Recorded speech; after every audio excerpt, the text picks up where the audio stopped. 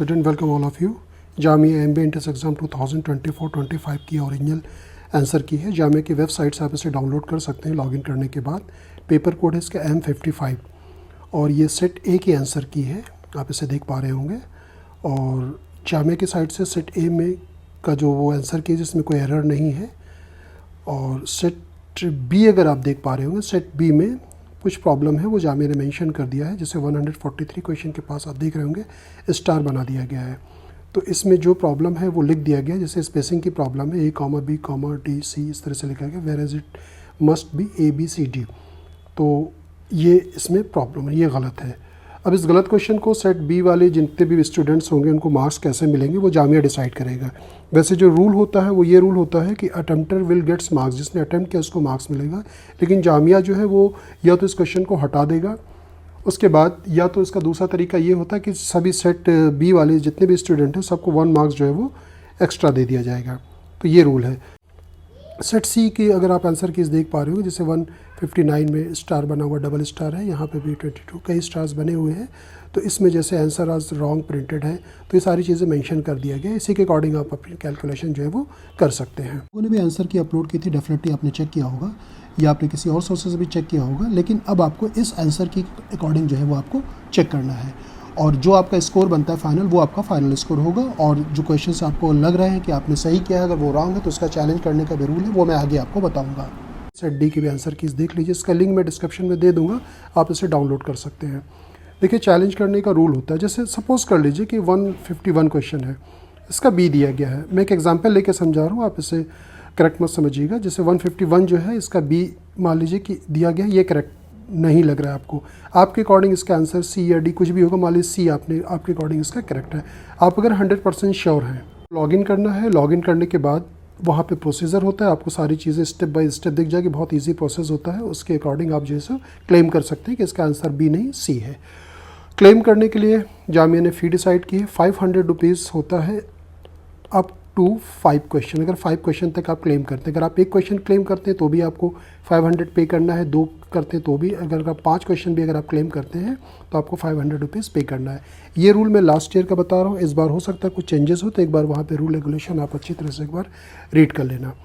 तो आप इस तरह से अपने आंसर कीज़ को जो है वो आप क्लेम कर सकते हैं, अगर आप किसी क्वेश्चन के लिए श्योर हैं कि आपका आंसर जो वो करेक्ट है, आंसर कीज़ में गलत दिया हुआ है। एक इन्फॉर्मेशन आप लोगों को और मैं देना चाहूँगा कि कुछ बच्चे जो हैं GD and PI के लिए हमें ज्वाइन करना चाहते हैं, तो अगर वो बिल्कुल श्योर हों कि लगता है कि उनका एंट्रेंस एग्ज़ाम क्लियर हो जाएगा तभी वो ज्वाइन करें, अदरवाइज़ रिज़ल्ट आने तक वो वेट करें। MU का रिज़ल्ट आ गया है, MU के लिए अगर आप ज्वाइन करना चाहते हैं तो आप हमें ज्वाइन कर सकते हैं। और क्योंकि ये कंबाइंड क्लासेस होती है, MU के लिए भी और जामिया के लिए भी कंबाइंड क्लासेस होती है। इनफैक्ट जो बच्चे हेल्थ केयर के भी एग्ज़ाम देंगे, उनका रिटन एग्ज़ाम, हेल्थ केयर का रिज़ल्ट जल्दी आ जाना चाहिए, तो ये सारी क्लासेज जो होती है वो कंबाइंड होती है। और अगर जो बच्चे अभी नहीं ज्वाइन करना चाहते हैं उनको मैं एक एडवाइस ये करूँगा कि आप लोगों को क्या करना है कि आप तैयारी करना शुरू कर दें। जैसे जामिया की अगर मैं बात करता हूँ तो जामिया में जो है GD and PI, तो GD 10 मार्क्स कंटेन करता है, PI 20 मार्क्स कंटेन करता है। मैंने पहले भी आप लोगों को बताया है। देखिए, आपने फर्स्ट हर्डल जो है वो क्रॉस कर लिया है, एंट्रेंस एग्ज़ाम। अब सेकंड के लिए आपको क्या करना चाहिए ना, कि आपको पूरी तरह से डू एंड डाई वाली जैसे सिचुएशन होती है ना, लग करके तैयारी करना चाहिए।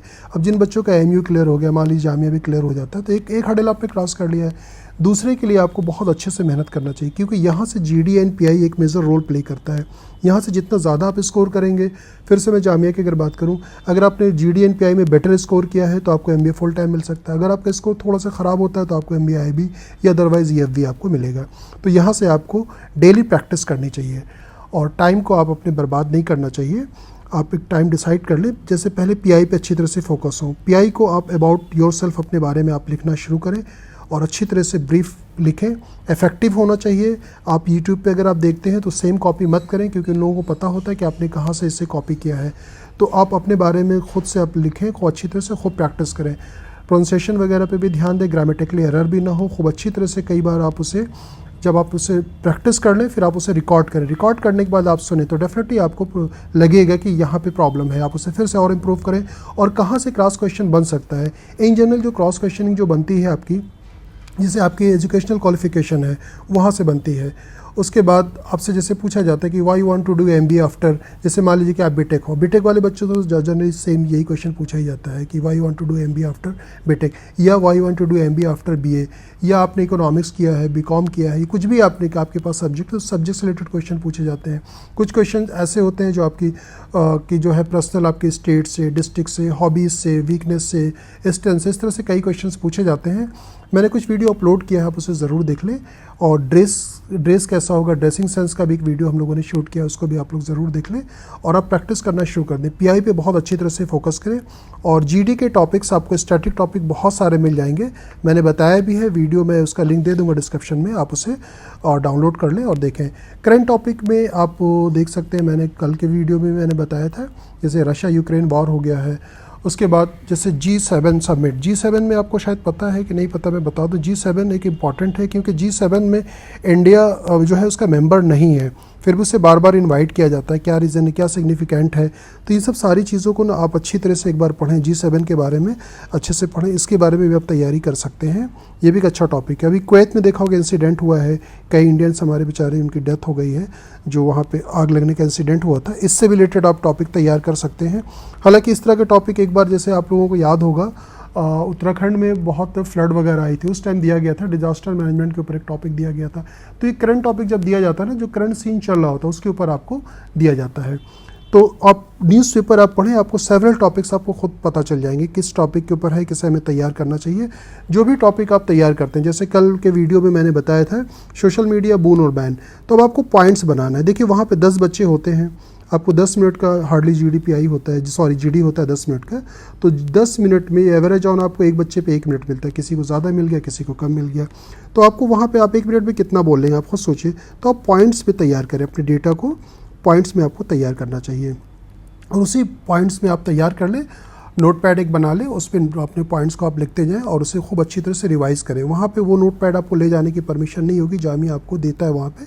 अगर आपने कई बार लिखा है तो आपको डेटा याद रहेगा, उसी डेटा को आप रिकॉल करके जो है वहाँ पे आप बोल सकते हैं। तो इस तरह से आप GD के टॉपिक को भी तैयार करें और PI पर्सनल इंटरव्यू जैसे मैंने बताया है, खूब अच्छी तरह से प्रैक्टिस करें, रिकॉर्ड करें, बार बार सुने, अपने फ्रेंड सर्कल में शेयर करें, उसे दूसरों को बोलें सुनने के लिए। इस तरह से जब आप करेंगे तैयारी तो आपकी बेटर तैयारी होगी।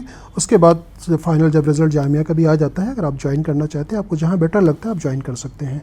और भी इससे रिलेटेड कोई क्वेरीज है तो आप उससे पूछ सकते हैं। Thank you so much for watching us. Thank you.